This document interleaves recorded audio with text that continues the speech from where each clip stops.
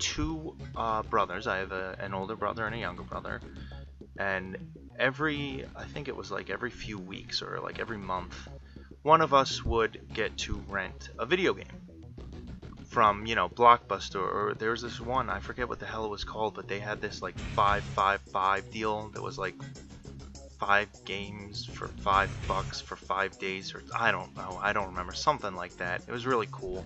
It was really cheap. But whenever it was my turn to rent a video game, I'd have to walk through the horror aisle, the dreaded horror section.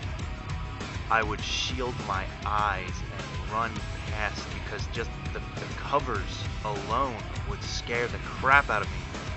But even as a child, there was always this morbid curiosity where I would have to stop halfway down the aisle and kind of glance through spread fingers to look at some of the covers, because as terrifying as they were, and they worked extremely well as nightmare fuel, I was intrigued.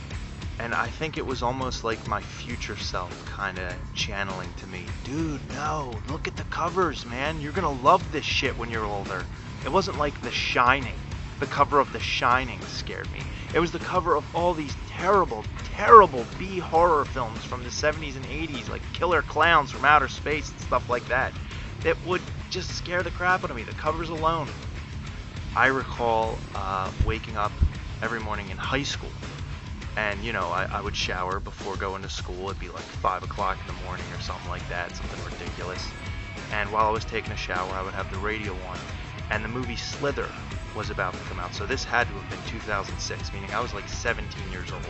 And every time just the commercial, the audio commercial would come on, I would almost leap out of the shower and turn it off because it scared me. I just didn't, I think because it reminded me of the actual audio and video commercial, which scared me. But looking back on it now, Slither is one of my favorite horror films, despite the fact that it's a complete ripoff of Night of the Creeps. But anyway, yeah, it wasn't until about 2007 that, a year later, that I finally started watching horror movies, and I realized, wow, I love them. And then I think it was like 2010 that I watched all of the Freddy Krueger movies, and then the next year I watched all of the Jason, Friday the 13th movies. I still haven't watched all the Michael Myers movies, but I plan to this year.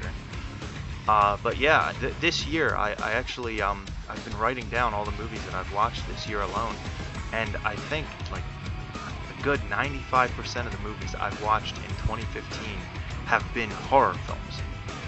My father loves Halloween and always has. Every year since I was little, he would always decorate the house just ridiculously.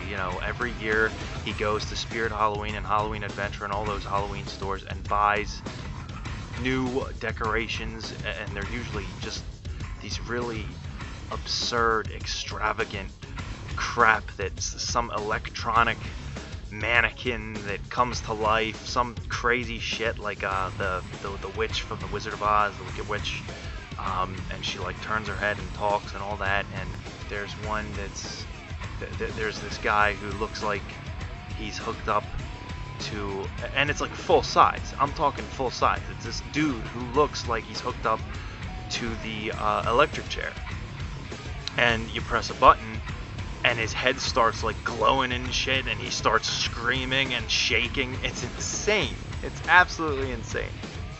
But there was this one house in my neighborhood that I think inspired my father the most.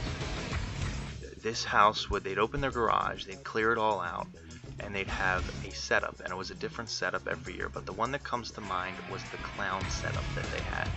The one year, I remember approaching the house, we just would hear the weirdest noises and fog and lights coming out of this garage, and we go in, and there's this clown dummy with the scariest clown mask, costume smeared in blood, and a bowl of candy on his lap. And of course you're like, well, this is obviously someone in a costume. But the thing was, it wasn't. There's this dude standing behind him. He had a vacuum cleaner and you'd walk up and you'd reach into the bowl for candy, and all he would do is turn the vacuum cleaner on and kind of lurch it forward a little bit, and it scared the fucking shit out of you.